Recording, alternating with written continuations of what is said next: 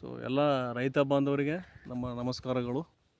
So ನಾವು ಜೈವಿಕ ಕೇಂದ್ರ ಬೀದರ್ ಸಿಬ್ಬಂದಿಗಳು, ನಾನು ಮತ್ತು ನನ್ನ ಸಹೋದ್ಯೋಗಿ ಓಂಕಾರ ಜೊತೆ ಇವತ್ತು ನಾವು ಗೋನಹಳ್ಳಿ ಮಾವಿನ ತೋಟದಲ್ಲಿದ್ದೀವಿ. ತಾವು ನೋಡ್ಬೋದು, ನಾವು ಒಂದು ವಾರದ ಹಿಂದೆ ಟ್ರೈಕೋಡರ್ಮಾ, ಸೂಡೋಮೋನಾಸ್, PSB, KSB ಇವುಗಳನ್ನು ನಾವು ಸ್ಪ್ರೇ ಮಾಡಿದ್ದೇವೆ. ಸೊ ಒಂದು ವಾರ 10 ದಿನದೊಳಗೆ ತಾವು ನೋಡ್ಬೋದು.